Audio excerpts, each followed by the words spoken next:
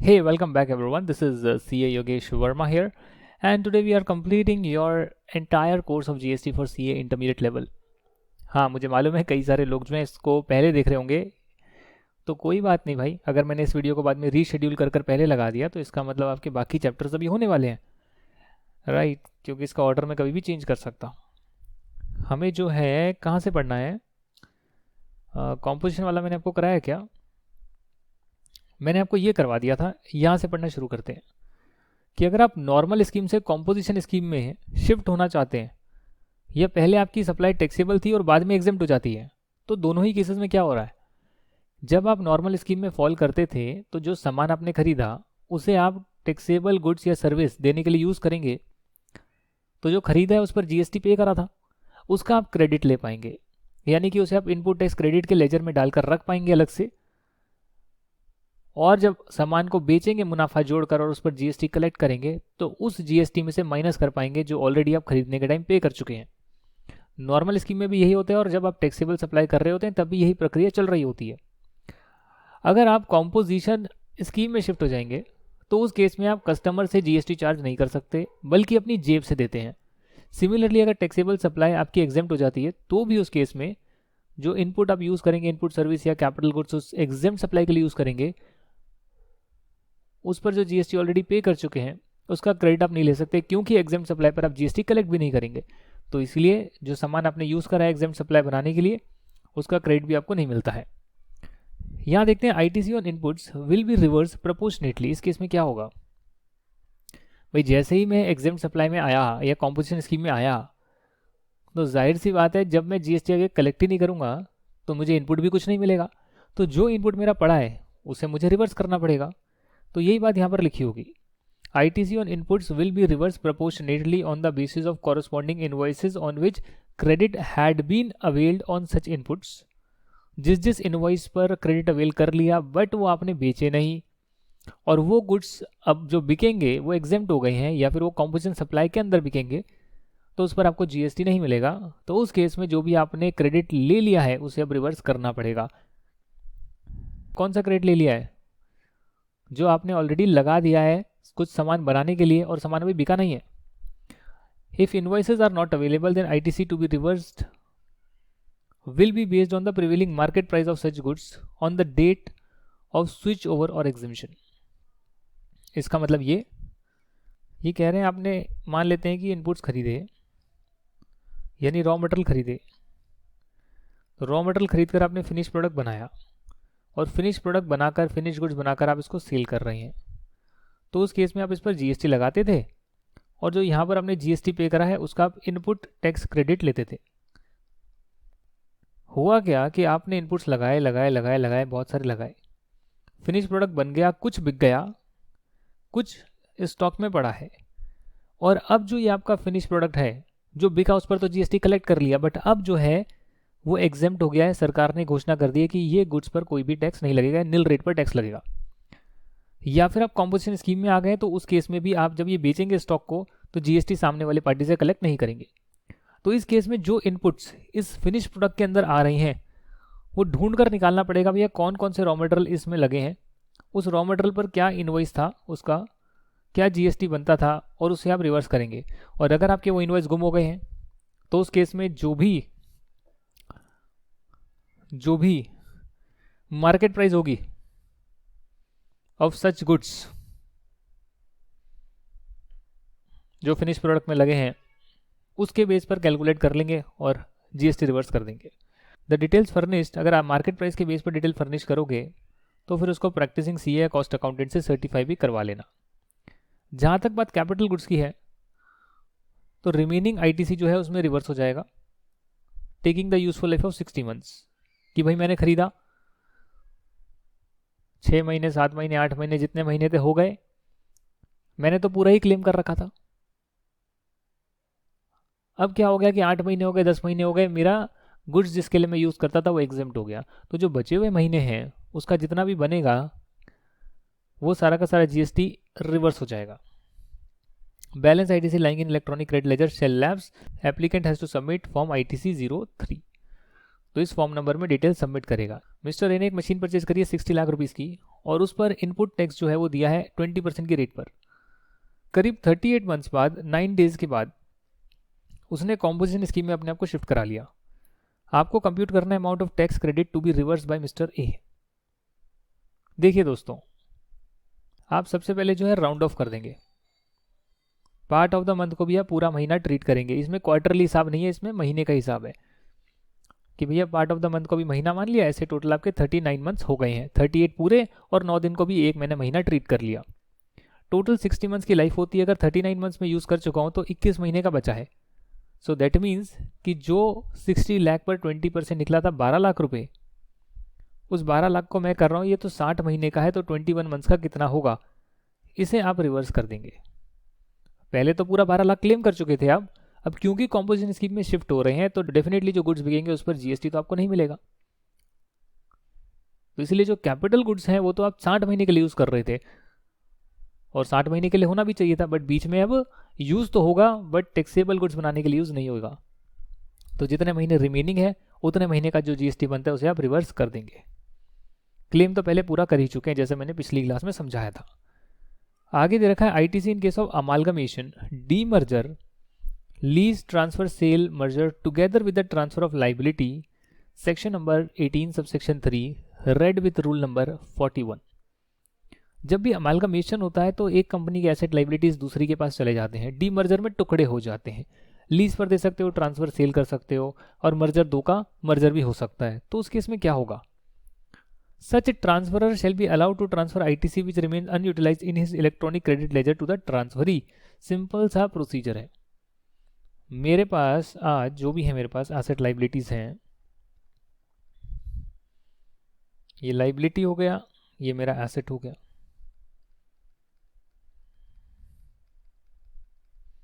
ये लाइबिलिटी हो गया। अब अगर मेरा डीमर्जर हो, अमालगमेशन हो, कुछ भी हो भैया, मैं सिंपल से ये बात बोल रहा हूँ कि अगर मेरी एंटिटी जिस पर मैंने कुछ मेरा इनपुट टैक्स क्रेडिट लेजर में बैलेंस आ रहा है, यदि मैं इस एंटिटी को ट्रांसफ़र कर रहा हूँ, अब अमालगमेशन होगा तो क्या होगा, अमालगमेशन होगा तो एक एंटिटी दूसरे में मिलेगी या दोनों मिलकर नई बनाएगी। तो जो भी इंसान ट्रांसफ़र कर रहा है, डीमर्जर में क्या होगा, एक एंटिटी है वो टुकड़े हो रही है, तो जो भी इंसान ट्रांसफ़र कर रहा है मैं उसको ट्रांसफरर बोलता हूँ। शॉर्ट में मैंने ऐसे लिख दिया TFROR। तो ट्रांसफरर जब ट्रांसफर करेगा एसेट लाइबिलिटी तो उसके साथ जो इनपुट टैक्स क्रेडिट का बैलेंस आ रहा है वो भी नए वाले बंदे को ट्रांसफर कर देगा, वो अपने इलेक्ट्रॉनिक क्रेडिट लेजर में नया वाला बंदा ले लेगा, और ये आप ITC 02 में डिटेल देंगे। Information shall be submitted in form number ITC 02 by the transferor and the transferee shall accept in on the common portal. मतलब कि जो ट्रांसफरर है, सेल कर रहे हो, अमालगमेट, डीमर्जर कुछ भी कर रहे हो, जो ट्रांसफरर होगा वो ऑनलाइन जाकर जीएसटी कॉमन पोर्टल पर सामने वाले का नाम डाल देगा और उसमें ITC ट्रांसफर हो जाएगा, सामने वाला व्यक्ति ट्रांसफर उसको एक्सेप्ट कर लेगा। डीमर्जर के केस में जो है ITC shall be apportion in the ratio of value of asset transfer to new unit. मतलब देखिए डीमर्जर के केस में क्या होगा, मान लेते हैं डीमर्जर हो रहा है यहाँ पे, तो उसमें क्या है कि सारे एसेट लाइबिलिटीज नहीं जा रहे, उसमें कुछ एसेट लाइबिलिटीज जा रहे हैं, पर ITC तो पूरा है, सब पर है। कैपिटल गुड्स खरीदे उस पर भी ITC मैंने इनपुट टैक्स क्रेडिट लेजर में डाला हुआ है, स्टॉक पे भी डाला हुआ है, सबका रखा हुआ है। अब मैं इसके कुछ एसेट लाइबिलिटीज जो है नई एंटिटी को ट्रांसफर कर रहा हूँ, मैं भी 20% ट्रांसफर कर रहा हूँ, तो मैं ITC भी फिर 20% ही ट्रांसफर करूंगा। ठीक है ना, अगर पूरा ट्रांसफर हो रहा है तो पूरा ITC ट्रांसफर कर दूंगा नए वाले बंदे को, बट अगर मैं डीमर्जर में कुछ ही ट्रांसफर कर रहा हूँ, पूरा ट्रांसफर नहीं कर रहा, मेरी एंटिटी भी रहेगी और नई भी बन जाएगी, तो उसमें मैं ITC भी प्रोपोर्शनेटली ट्रांसफर करूंगा। Value of asset means the value of the entire assets of the business, whether or not ITC has been availed thereon। इसका मतलब मान लो कि यहाँ मेरे एसेट का टोटल आ रहा है 200 lakhs और मैं अगर 90 lakhs ट्रांसफर कर रहा हूँ, मैं ये नहीं देखूंगा कि 200 lakhs में कौन से एसेट ऐसे हैं जिस पर ITC लिया है, कौन से नहीं लिया। नहीं, ये एसेट तो मैं सिंपल सा यूज़ कर रहा हूँ कि भाई मान लो मेरा ITC क्रेडिट है 10 लाख रुपए का, तो मैं यूज़ कर रहा हूँ भाई 10 लाख रुपए हैं, तो टोटल 200 लाख के मेरे एसेट्स थे, 90 लाख के ट्रांसफर हुए, तो प्रोपोर्शनेटली इतना ITC भी मैं नई एंटिटी को डीमर्ज होने के बाद रिजल्टिंग कंपनी को ट्रांसफर कर रहा हूँ। जो डिटेल आप देंगे उसमें आप डेफिनेटली प्रैक्टिसिंग CA या कॉस्ट अकाउंटेंट से आप सर्टिफाई करवा कर डिटेल देंगे। Transfer includes change in ownership due to death of the sole proprietor. Sole proprietor बंदे की डेथ हो गई तो उसके लीगल हियर को या उसके बच्चे को बिजनेस जो है ट्रांसफर हो जाता है। बात करते हैं reversal of ITC in case of supply of capital goods on which ITC has been taken और in case of cancellation of registration. Section number 18 subsection 6 rule number 40। Supply of capital goods का मतलब है कि आपने जो machinery ली, आपने जो है मशीनरी खरीदी, इस मशीन को आप यूज करने वाले थे फिनिश प्रोडक्ट बनाने के लिए या फिनिश सर्विसेज देने के लिए। आपने इस मशीन को ही पुरानी होने के बाद सप्लाई कर दिया, बेच दिया, आपने मशीन को ही बेच दिया, तब क्या होगा? वेरी इंपॉर्टेंट, इसमें से आ सकता है, इसको देखिएगा ध्यान से।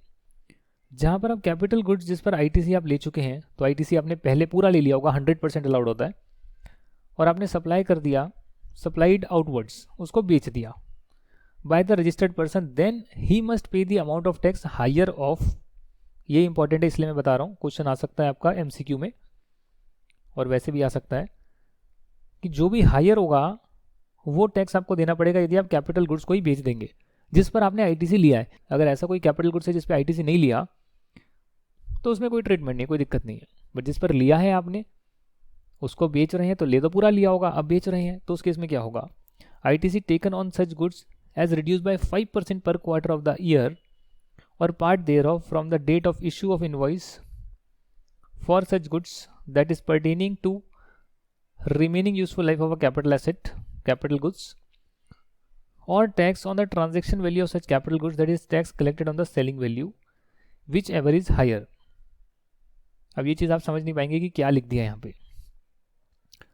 मैंने जो कैपिटल गुड्स की सप्लाई करी, यहाँ पर जो मैंने बेचा, तो मैंने किसी अमाउंट पर बेचा होगा, 5 लाख रुपए, 2 लाख रुपए, तो उस 5 लाख 2 लाख पर क्या जीएसटी बनता है वो, या फिर जो इस मशीन पर मैंने आईटीसी ले लिया और जितना टाइम पीरियड बीत गया पर क्वार्टर के हिसाब से, 5% पर क्वार्टर के हिसाब से, वो तो मैं माइनस कर दूंगा, और बाकी का जो अमाउंट बच गया उसे मैं रिवर्स करूंगा, तो उसको रिवर्स करूंगा। बट अगर ट्रांजैक्शन वैल्यू जिस पर मैं बेच रहा हूं उस पर ही जीएसटी ज्यादा बन रहा है, तो फिर मैं इतनी अमाउंट को जो है सरकार को पे करूंगा। एग्जाम्पल के तौर पर ए लिमिटेड ने परचेज करा, 8 लाख रुपए की मशीनरी परचेज करी 2021 में, आप 22 या 23 ईयर भी मान सकते हैं, मैंने एक साल पीछे ले लिया, on which it paid IGST at the rate 18%, 8 lakh पर 18% पे कर दिया। It started using machinery and avail ITC on immediate basis, ये तो मैं आपको करा चुका हूँ। आप इमीडिएटली आप जो है आईटीसी ले सकते हैं जैसे आप कैपिटल गुड्स को खरीदते हैं। On 2 October 2022 it sold the machinery as second hand machine for 7 lakh rupees. Calculate the amount of GST to be reversed by A limited. तो जब आप मशीन को लाते हैं उस पर जीएसटी पे करते हैं, उस जीएसटी को आप यूज करते होंगे। जैसे कि मान लेते हैं कि 8 लाख हैं, तो 8 लाख का 18% कितना होता है, कैलकुलेट करना पड़ेगा ना भाई। 8 लाख का 18% कितना होता है, कराओ यहाँ पे। 18, 8 8 64, 8 1 8 और 6 1 4, हाँ, तो 1,44,000 होता होगा। कैलसी पे आप कैलकुलेट करके देख सकते हैं। तो पहले तो आपने 1,44,000 का क्रेडिट ले लिया जब आपने एसेट को परचेज करा। उसके बाद आप देखिए जुलाई से लेकर आपने अगले अक्टूबर तक, तो जुलाई अगस्त सितंबर अक्टूबर नवंबर दिसंबर जनवरी फरवरी मार्च,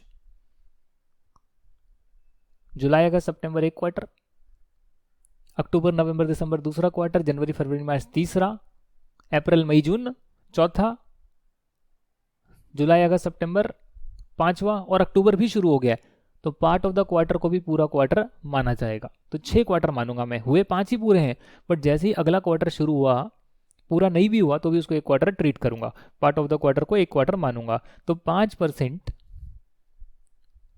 एक क्वार्टर का, तो 6 क्वार्टर का बना 43,200। ये माना जाएगा कि आपके 6 क्वार्टर का इतना आपका हक बनता था, आप ले सकते थे, क्योंकि अब इस मशीन को बेच रहे हैं तो इतना तो आपका हक था, बाकी आपका हक नहीं है। तो टोटल में से आपने माइनस कर दिया जितना आपको अलाउड होना चाहिए 6 क्वार्टर का, और रिमेनिंग क्रेडिट आपका बच जाएगा 1,08,000 रुपीज आपका बच जाएगा, जो आपको रिवर्स करना चाहिए। दूसरा 7 लाख रुपीज पर आप देखेंगे भैया मैं 7 लाख में बेच रहा हूँ, इस पर रेट जो है 18% है, क्वेश्चन में 18% ही गिवन है, कुछ और गिवन होती तो मैं ले लेता, मतलब अगर रेट चेंज हो गई होती तो नहीं रेट लेता, बट यहाँ पर तो 18% की रेट ही गिवन है। तो 18% से मैंने मल्टीप्लाई करा तो निकल कर आया 1,26,000। इसका मतलब मुझे 1,26,000 रिवर्स करना पड़ेगा, यानी कि आउटपुट टैक्स में ऐड कर पे करना पड़ेगा। भाई जब इनपुट मैंने लिया तो मैंने क्रेडिट पूरा ले लिया था, तो अब मुझे रिवर्स करना होता है, तो रिवर्स का मतलब मुझे आउटपुट टैक्स में ऐड करना होता है और उससे पे करना होता है। ठीक है ना। इसमें एक कैच है जिसमें से एमसीक्यू आ सकता है। देखिए अगर कोई रिफ्रैक्टरी है, रिफ्रैक्टरी ब्रिक्स ईंटें होती है, मोल्ड्स एक ढांचा देने का एक मैकेनिज्म होता है जिसमें आप चीज़ को डालते हैं तो उस चीज़ में इतनी सॉलिड होती है कि वो ढांचा बन जाता है। Dies, jigs, fixtures are supplied as scrap, the taxable person may pay tax on the transaction value. मतलब जब भी आप सेकेंड हैंड, स्क्रैप का मतलब सेकेंड हैंड होता है, मतलब देखिए दो चीज़ें होती है ना, अगर कैपिटल गुड्स है उसको सेकेंड हैंड बोल देते हैं, बट कोई कैपिटल गुड्स नहीं है और वो पुरानी हो गई, खराब हो गई, उसको बेच रहे हैं तो उसे स्क्रैप बोल देते हैं। तो जब इन चीज़ों को याद कर लीजिएगा, रिफ्रैक्टरी ब्रिक्स, मोल्ड्स, ढांचे, die, jigs, fixtures, fixture fix कर देते हैं ना किसी को, फिक्सचर्स स्क्रैप में बेचते हैं, तो जो भी उसकी ट्रांजैक्शन वैल्यू पर टैक्स बनता है उतना आप चाहे तो डायरेक्टली सरकार को पे कर सकते हैं।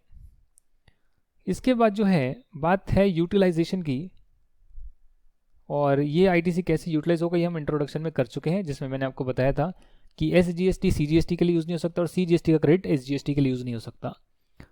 हमेशा ही पहले हम आईजीएसटी के क्रेडिट को ख़त्म करते हैं, पॉइंट नंबर 1, फिर हम एसजीएसटी का क्रेडिट एसजीएसटी की पेमेंट के लिए और सीजीएसटी का क्रेडिट सीजीएसटी की पेमेंट के लिए यूज़ करते हैं। उसके बाद अगर आईजीएसटी पेबल बचता है, इन केस आईजीएसटी का क्रेडिट ज़्यादा नहीं है, कम है, तो आईजीएसटी पेबल बचेगा, तो उसमें से सबसे पहले आप सीजीएसटी का क्रेडिट यूज़ करेंगे, उसके बाद ही एसजीएसटी का क्रेडिट यूज़ करेंगे for the payment of IGST. ये सारे रूल्स जो हैं बने हुए हैं और ये यहाँ पर लिख भी रखा है, IGST credit needs to be first utilised before utilising CGST और एसजीएसटी क्रेडिट। ठीक है ना। अब हम जो है आखिरी कॉन्सेप्ट करते हैं, जो अमेंडमेंट भी कह सकते हो आप, नई चीज़ें भी आई है, और आपका ये जो कोर्स है, मतलब अगर इसको मैंने एंड में लगाया तो कोर्स हो गया, और नहीं लगाया तो ये चैप्टर हो गया, वो कंप्लीट होने वाला है। Rule number 41A, transfer of credit on obtaining separate registration for multiple places of business with in a state और यूनियन टेरिटरी। इसका मतलब क्या है, देखिए मेरी एक प्लेस है, प्लेस ऑफ बिजनेस है मेरी, प्लेस ऑफ बिजनेस, ये दिल्ली में हो सकती है, ठीक है। अब यदि यहाँ पर मैं बिजनेस कर रहा हूँ और मैं दिल्ली में एक नई ब्रांच खोलता हूँ और उसका एक नया रजिस्ट्रेशन लेता हूँ और उस ब्रांच में मैं यहीं से सामान को ट्रांसफ़र कर देता हूँ, तो मैं उस सामान पर जो आईटीसी बनता है उसे भी मैं इस नई यूनिट को ट्रांसफ़र कर सकता हूँ। ये बात यहाँ लिखी हुई है सर। रजिस्टर्ड पर्सन जो होगा, ट्रांसफरर जो होगा, जिसने कि एक नया रजिस्ट्रेशन और ले लिया अपनी दूसरी प्लेस के लिए, उस केस में जो अनयूटिलाइज्ड आईटीसी बचा हुआ है, इलेक्ट्रॉनिक क्रेडिट लेजर में आ रहा है, वो ट्रांसफ़र कर सकता है टू एनी और all newly registered place of business in the ratio of value of assets held by them at the time of registration. अब मैंने तो कहा कि एक खोली है, मैं कहता हूँ कि भैया इसने यहीं से 3 खोल ली, अपनी 3 ब्रांचेस खोल ली, तो नए एसेट खरीदेंगे वो तो वही लेंगे क्रेडिट, बट जो पुराने हैं तो जो एसेट जितने जैसे डीमर्जर के केस में यहाँ पर ट्रांसफर हुए, तो जितने प्रोपोर्शन में एसेट यहाँ ट्रांसफर हो रहे हैं उतने ही प्रोपोर्शन में आप आईटीसी भी इन यूनिट्स को ट्रांसफर कर सकते हैं। Transferor needs to furnish details on common portal, और इसकी डिटेल जो है 30 डेज में, सेपरेट रजिस्ट्रेशन लेने के 30 डेज में डिटेल्स को सबमिट करना होगा। आप सबमिट करेंगे तो दूसरा वाला जो व्यक्ति है वो अपने कॉमन पोर्टल पर लॉगिन कर एक्सेप्ट कर लेगा, तो आपके आईटीसी के लेजर से, क्रेडिट लेजर से उनके आईटीसी के क्रेडिट लेजर में अमाउंट ट्रांसफर हो जाएगी। ठीक है ना। रूल नंबर 86A, लोग जो हैं आजकल आप देखते होंगे, काफ़ी न्यूज़ मैंने देखी है, फर्जी जो है बिल बना रहे हैं, उस पर आईटीसी क्लेम कर रहे हैं जबकि उनका आईटीसी बनता भी नहीं है, उस पर रिस्ट्रिक्शन लगा दी गई है। नया रूल नंबर 86A इंसर्ट कर दिया गया है, और इसमें जो कमिश्नर है या कोई ऑफिसर है जिसको एम्पावर करा गया, भैया कमिश्नर के पास टाइम नहीं तो किसी और अफसर को भी जो है ऑथराइज कर सकते हैं, बट वो कम से कम असिस्टेंट कमिश्नर या उससे ऊपर की रैंक का होना चाहिए, तो वो रिस्ट्रिक्शन लगा सकता है on utilisation of ITC available in the electronic credit ledger if he has the reason to believe that such ITC has been fraudulently availed और इज इनएलिजिबल। कि आपने अपने इनपुट टैक्स क्रेडिट लेजर में कुछ amount डाली यहाँ पर, amount डाल रहे हो, उसे लगता है कि भाई आपने ऐसे गुड्स की अमाउंट डाल दी है जिसका क्रेडिट आपको मिलना ही नहीं चाहिए था, तो वो आपको डिसअलाउ कर सकता है। या फिर आपने एक्चुअली में परचेज ही नहीं करी फिर भी क्रेडिट ले रहे हैं, वो डिसअलाउ कर सकता है। फ्रॉडुलेंटली लेने की कोशिश करेंगे या इनएलिजिबल पर लेने की कोशिश करेंगे तो वो डिसअलाउ हो जाएगा, ये पावर दी गई है। इन सिचुएशंस में रिस्ट्रिक्शंस लगाई जा सकती है और वो कौन कौन सी कंडीशंस है वो यहाँ लिस्ट डाउन करी हुई है जो आपको डेफिनेटली याद करनी पड़ेगी। It has been availed on the basis of tax invoice और valid documents issued by, document valid है, टैक्स इनवॉइस वैलिड है, but issued by non existent supplier, but जो सप्लायर का बिल दिखा रहे हैं वो सप्लायर एग्जिस्ट ही नहीं करता है, और by a person not conducting any business from registered place of business. एक किसी व्यक्ति ने फेक रजिस्ट्रेशन ले लिया और उसका काम ही क्या है कि भैया मैं दूसरों को जो है फर्जी बिल दूंगा जीएसटी का, बट एक्चुअली में बिजनेस कर ही नहीं रहा है, और उस बिल के बेस पर आप क्रेडिट ले रहे हैं, फर्जी बिल के बेस पर क्रेडिट ले रहे हैं, नहीं ले पाएंगे। एक्चुअली में आपको गुड सर्विस रिसीव होता ही नहीं है, you do not receive goods और सर्विस, सिर्फ बिल में काम चल रहा है, बिल आ गया, शो कर दिया, इनपुट ले रहे हैं, एक्चुअली में कुछ गुड सर्विस आ ही नहीं रहे आपके पास। तो ऐसे गलत काम लोग कर रहे थे, उसे अब पकड़ने के लिए रूल इंसर्ट करा गया है। और the tax is in relation to which has not been paid to the government, input तो ले रहे हैं क्लेम करके, हालांकि आप ले नहीं सकते, पूरा मैचिंग कॉन्सेप्ट होता है कि अगर सामने वाले व्यक्ति ने बेचा है और सरकार को पे करा है तभी उसका आप इनपुट ले पाएंगे, बट पहले अलाउ करा हुआ था कि चलो फिर भी आप 10% ले सकते हैं, फिर भी आप चलो पहले एडिट कर कर ले सकते हैं, कुछ चीज़ें होती थी, बट अगर सरकार को आपने पे ही नहीं करा है टैक्स तो उस केस में आप उसका इनपुट नहीं ले पाएंगे। The registered person availing ITC has been found non existent और not to be conducting any business from the registered place of business, तो जिससे आपने टैक्स क्रेडिट लिया, सप्लायर जो था वो या तो बिजनेस नहीं कर रहा है एक्चुअली में, या आप खुद बिजनेस नहीं कर रहे हैं बट इनपुट ले जा रहे हैं, ITC को अवेल करे जा रहे हैं बट बिजनेस नहीं कर रहे हैं, एग्जिस्ट नहीं करते हैं आप एक्चुअली में। ये registered person availing ITC is not in position of tax invoice और वैलिड डॉक्यूमेंट, आपके पास एक्चुअली में वैलिड डॉक्यूमेंट है ही नहीं।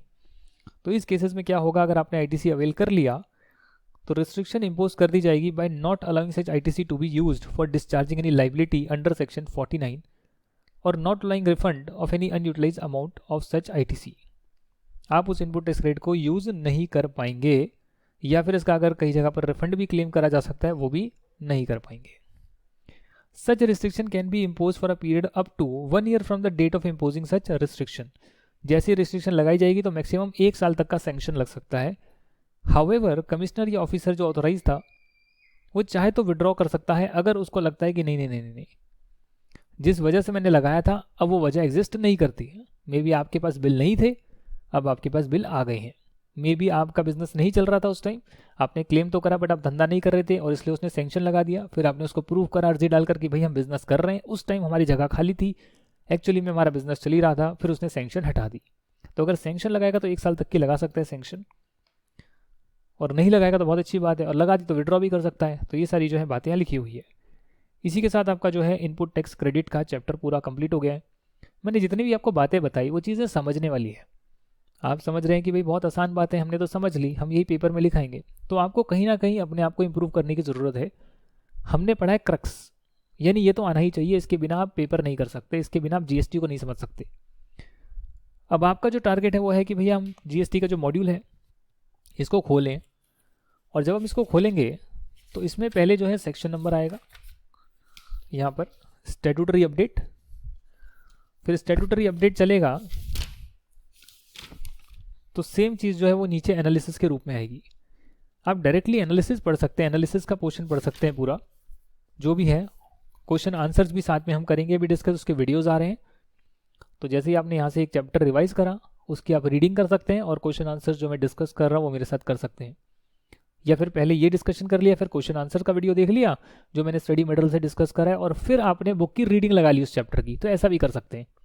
अगर आपको कोई बात पसंद आई या आपने कुछ पास्ट ईयर देखे और आपको कुछ क्वेश्चंस अच्छे लगे कि अच्छा ट्रिक तो मेरे को पता ही नहीं थी, ये कुछ सर्कुलर में आया हुआ था, ये पॉइंट मैं याद कर लेता हूँ, तो वो आपको एक्स्ट्रा प्रयास करने पड़ेंगे if you want to pass the examination और स्कोर एग्जामिनेशन। पास तो खैर हो ही जाएंगे अगर ढंग से कर लेते हैं, बट एग्जामिनेशन तक लानी है तो मैं बता रहा हूँ कि आपको एक्स्ट्रा प्रयास क्या करना है। एक है स्टडी मटेरियल की रीडिंग, और एक है जो क्वेश्चन आंसर्स की जितनी आप प्रैक्टिस कर सकते हैं और उसको अपने ही ई बुक में इनकलकेट कर सकते हैं, ये फिर मार्क कर सकते हैं कि भाई सेकंड थर्ड टाइम रिवीजन में उसको हम बार बार देखेंगे। ICAI की RTP हो गई, कहीं किसी और टीचर की बुक हो गई, मे बी आपने रेफरेंस के लिए ले ली और आप प्रैक्टिस करना चाहते हैं, आप अपने लिए कर सकते हैं। तो वो बहुत ज़रूरी है। और एग्ज़ाम से पहले अगर आप एक पेपर सॉल्व कर पाएँ तो वो सोने पे सुहागा हो जाएगा कि चलो एग्ज़ाम देने जा रहे हैं, एक बार 3 घंटे की कंडीशन में बैठकर पूरा पेपर रिवीजन कर पहले 1 2 दिन 3 दिन पूरा रिवाइज कर टैक्सेशन, और 3 घंटे का एक पेपर सॉल्व कर देखते हैं। भले वो कोई पास्ट ईयर का पेपर हो, भले कोई मॉक टेस्ट कंडक्ट करा रहे हो जो आपका पेपर चेक कर दें, तो आप वहाँ से कर सकते हैं। फिर चेक होकर मिलेगा, आपको पता लगेगा भाई कहाँ का गलती हो रही है, उसे आप ठीक करेंगे, तो आप जो है एक स्टेप आगे हो जाएंगे कि भाई ठीक है मेरी ये गलती हो रही थी, उसे इंप्रूव कर लिया, तो नेक्स्ट टाइम वो वाली मिस्टेक्स तो आप नहीं करेंगे। और अगर एग्जाम में सेम क्वेश्चन आ गया या मिलता जुलता आ गया, अब कहीं ना कहीं जो आपकी गलतियां हो रही थी वो करने से आप बचेंगे और आपके अच्छे नंबर जो है स्कोर हो पाएंगे। जब भी आप एग्जाम करें तो आप पहले वही क्वेश्चंस को करें जो आपको अच्छे से आते हैं, जिस पे आपको पूरे चैप्टर पर कमांड है, उसके कई सारे क्वेश्चन आंसर्स की प्रैक्टिस करी हुई है, उन्हें आप पहले कर लें। और जब 30-40 मार्क्स हो जाए तो अपनी स्पीड को ज़्यादा बढ़ाएं, ताकि ये लगे कि भैया पास तो हो ही जाएंगे, अब let's score more marks, score examination. तो मेहनत आपको करनी है, बेस मैंने आपका, फाउंडेशन मैंने आपका बना दिया है, और क्वेश्चन आंसर स्टडी मॉडल के कराने वाला हूँ। Thank you very much for watching this video. जय हिंद एंड बाय बाय।